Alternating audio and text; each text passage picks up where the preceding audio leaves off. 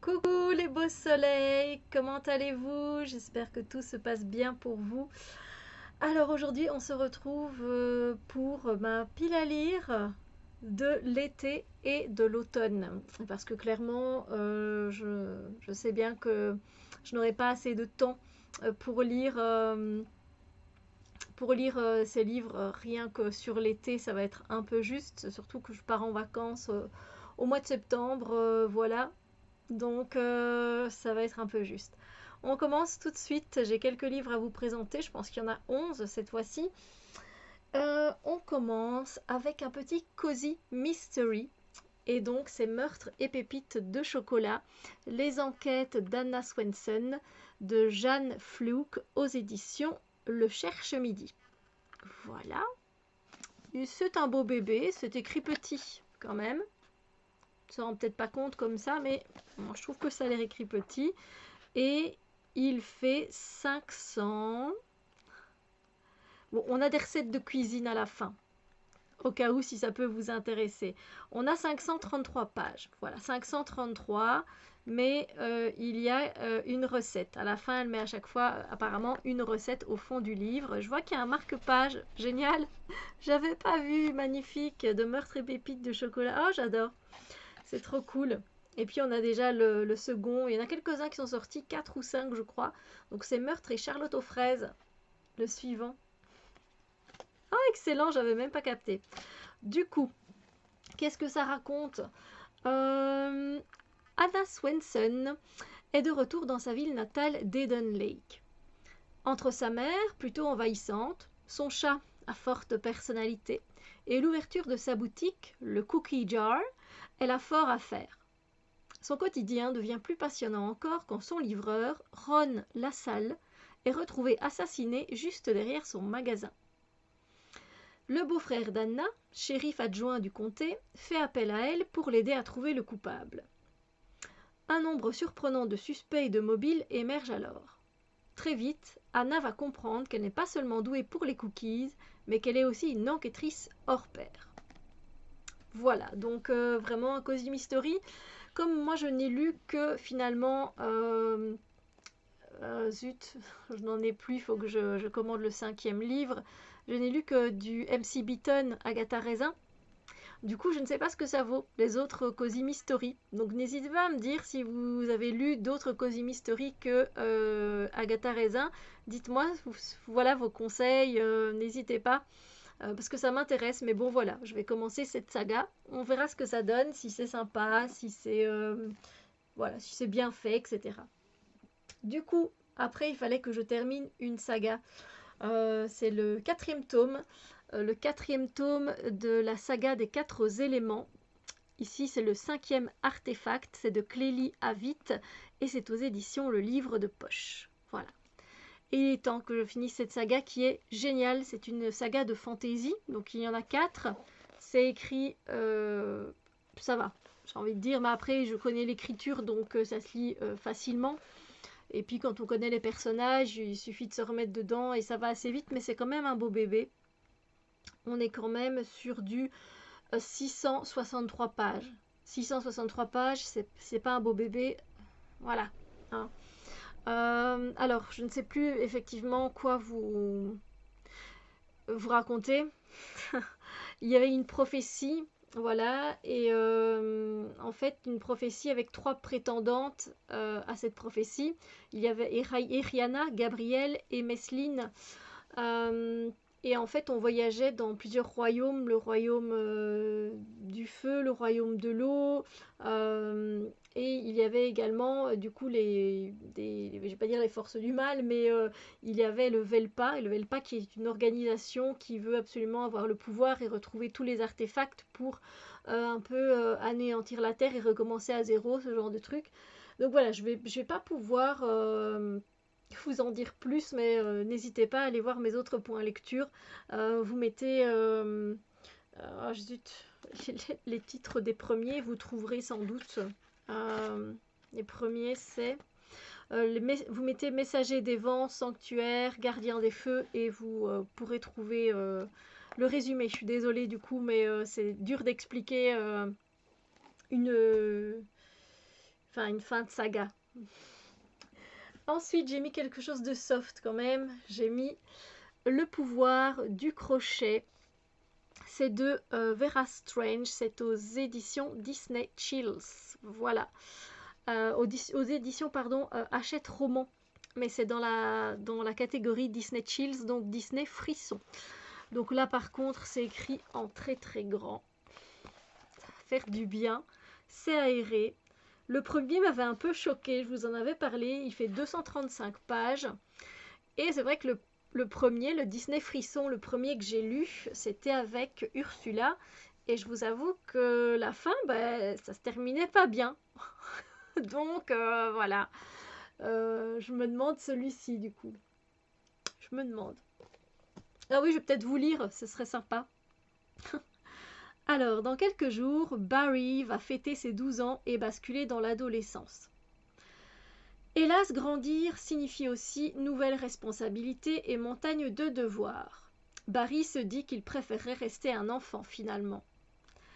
Or, c'est ce que lui propose le crochet du célèbre capitaine que Barry subtilise lors d'une visite au musée. Rester un enfant pour toujours, le rêve. Mais si ses amis, eux, continuent de grandir et si ses parents le traitent comme un bébé, l'opération n'est peut-être pas si avantageuse que cela. Alors Barry décide de tout annuler. Encore faut-il que le terrible pirate soit d'accord. J'adore me retrouver dans les Disney, c'est génial, je vous assure. C'est génial. Bon, on verra ce qu'il donne. Là aussi, fin d'une trilogie, c'est L'héritière des Raven, le tome 3, Sorcière à tout prix de Méropé Malo aux éditions Castelmore. Ici, on était avec Assia. Assia qui ne savait pas qu'elle avait des dons de sorcière, elle découvre qu'elle en a. Sa tante et sa mère sont décédées dans un accident de voiture. Elle ne les a quasiment jamais vues de leur vie. Et du coup, elle se retrouve dans le manoir de la famille. Elle se retrouve à habiter là-bas, mais il faut bien qu'elle paye les factures, donc elle travaille dans un petit genre de tea room. Elle va faire la connaissance de plusieurs personnes, des amis de sa tante et de sa mère, et voilà. Évidemment, on parle de sorcellerie, de magie, mais également de magie de sirène. Voilà, donc si vous avez envie de retrouver des sirènes, eh bien, voilà. Donc ici, c'est écrit quand même petit. Moi, je trouve, hein, voilà, par rapport aux éditions de maintenant ou de plus grosses éditions. Et on est sur du 477 pages, c'est quand même pas mal. Hâte de savoir la suite, voilà. Ensuite, j'ai mis quelque chose d'un peu plus léger. J'ai mis le tome 3 de Sherlock Lupin et moi, L'énigme de la rose écarlate de Irène Adler aux éditions Albin Michel Jeunesse. Et c'est vrai que ça, ce sont des livres qui me plaisent bien. C'est écrit là très très grand et c'est très aéré. Et c'est chouette parce qu'on suit leur évolution. En fait, ils sont tout gamins. En fait, hein, c'est des gosses quand ils enquêtent comme ça. Donc voilà. Et vous voyez, enfin, c'est super beau. Le livre est très beau. Et donc pour ce troisième tome, on se retrouve en décembre 1870. Une énigme parue dans le Times pique la curiosité de Sherlock. Un problème d'échec, signé par un certain frère noir, révèle en fait des coordonnées géographiques. À quoi correspondent-elles? Le lendemain, nos trois amis apprennent qu'un meurtre vient d'être commis dans l'un des 3 lieux indiqués par le frère noir. Sur le corps a été posée une rose rouge. Arpentant Londres sous la neige, nos 3 détectives sont prêtes à tout pour résoudre ces nouvelles enquêtes sanglantes et passionnantes. Voilà, j'ai hâte de me retrouver dedans, clairement. Je vous ai dit combien de pages? 200. Là, on est tout petit, hein, 270 pages. Voilà, 270 pages. Les couvertures sont toujours magnifiques. C'est un travail éditorial superbe. Franchement, superbe. Et ça me fera du bien d'intercaler un petit livre. Ensuite, j'ai mis Inheritance Games de Jennifer Lynn Barnes aux éditions PKJ. J'aime beaucoup cette maison d'édition, ils font de très chouettes livres. Et ici, c'est Elle ne possède rien, ils ont tout, que les jeux commencent. Alors, il n'y a pas de fantastique dedans, il s'agit vraiment de résoudre des énigmes. Et ça me donnait envie. et je ne fait pas longtemps qu'il est dans ma bibliothèque, mais j'ai entendu que de bons échos. Et donc voilà. Alors ici, on va se retrouver, pardon, avec Avery Grams, lycéenne sans histoire et sans le sou, qui rêve d'une bourse d'études pour entrer à l'université. Son destin bascule soudain quand Tobias Hawthorne, un célèbre milliardaire, lui lègue sa fortune. Cet argent tombe à pic, mais il y a un problème. Avery n'a jamais entendu parler de cet homme. Pour toucher sa part d'héritage, elle doit néanmoins emménager dans la mystérieuse demeure des Hawthorne. Elle y côtoie les 4 petits-fils du défunt, tout aussi insondables que séduisants, et surtout bien décidés à l'empêcher de subtiliser leur dû. Happée par un tourbillon de manigances, d'énigmes et de trahisons, Avery va devoir se prêter à un inquiétant jeu de dupes qui pourrait bouleverser sa vie à jamais. Donc là, c'est quand même écrit très grand et c'est très aéré. Voilà. Et on est sur un livre de 447 pages et je crois qu'il y a une suite. Voilà. Je ne sais pas si c'est une trilogie, mais en tout cas, il y a une suite. Ah, ça c'était la première partie. Je la mets là. Et je vous présente évidemment un second tome. C'est second tome parce que c'est une trilogie. Et j'avais un énorme coup de cœur pour le premier tome. Les rumeurs d'Issard. Ici, c'est le jugement des sabliers de Marie Caillé. Aux éditions... C'est une édition auto-publiée peut-être. Non, c'est aux éditions... Bah écoutez... Non, c'est une édition auto-publiée. Voilà. Et c'était avec les signes. Avec les signes du zodiaque, c'était génial, c'était avec un talisman perdu. Alors,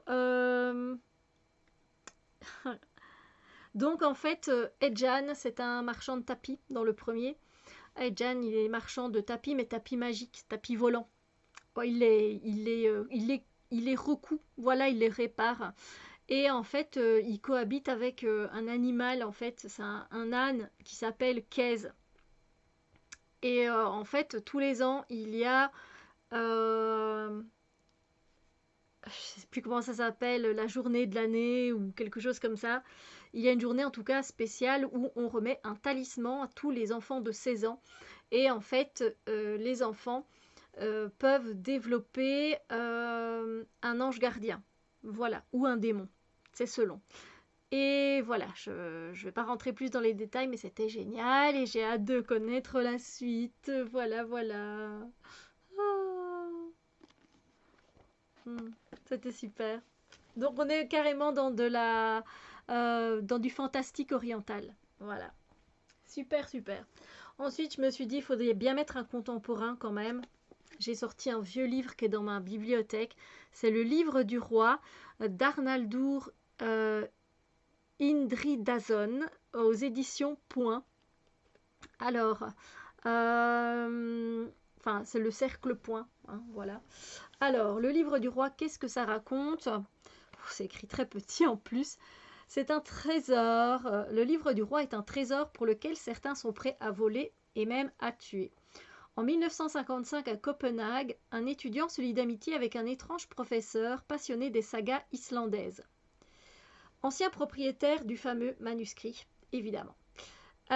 Désireux de récupérer ce bien inestimable, ils se lancent dans une quête effrénée à travers l'Europe. Ils vont vivre une aventure qui marquera leur vie à jamais.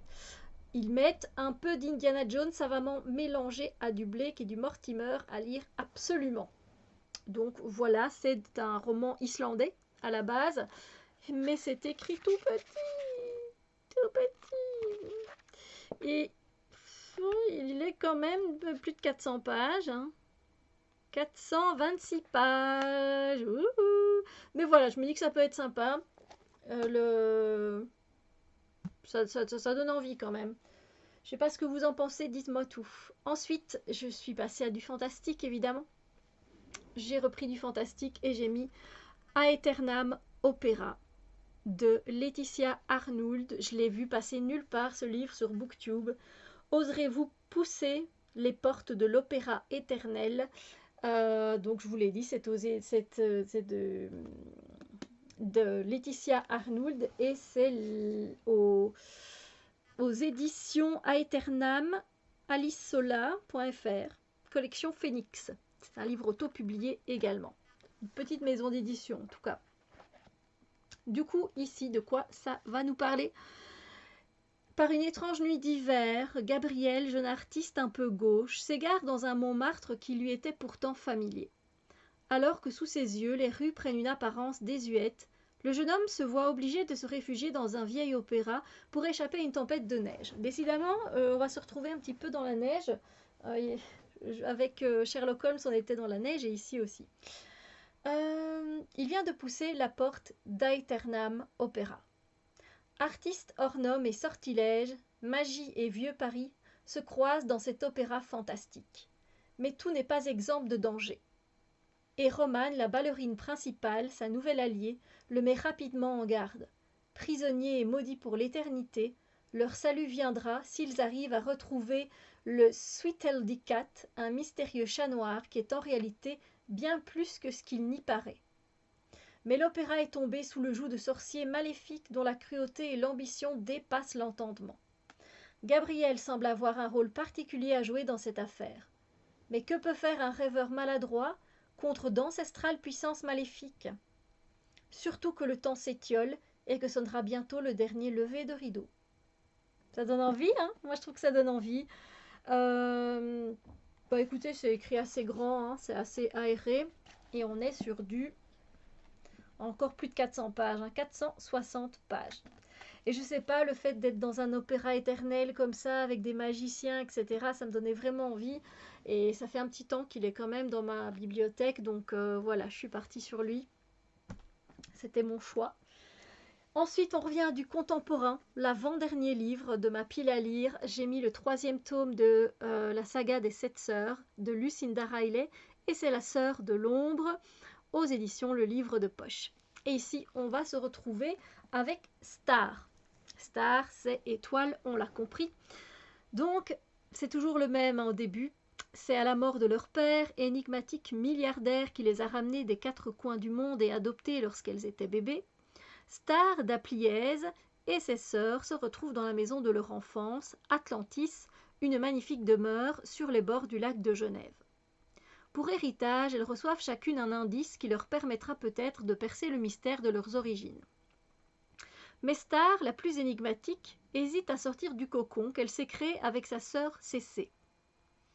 Elle décide pourtant de suivre le premier indice qui l'entraîne dans une librairie de livres anciens à Londres et sur la piste d'une certaine Flora McNichol, une femme indépendante et exemplaire qui a connu Béatrix Potter. La sœur de l'ombre est donc le 3e tome de cette série et franchement j'ai bien aimé les 2 premiers. Moi. Les 2 premiers m'ont emmené. Je dirais peut-être que dans le 2e, vous pouvez aller voir, hein, c'était la sœur de la tempête. J'ai préféré effectivement, je crois que souvent je préfère la partie où on part dans le passé parce que c'est divisé généralement en 3 parties. Et c'est la partie du passé que je préfère le plus. Et ici, je suis contente qu'on va aller dans une librairie ancienne à Londres. J'ai hâte.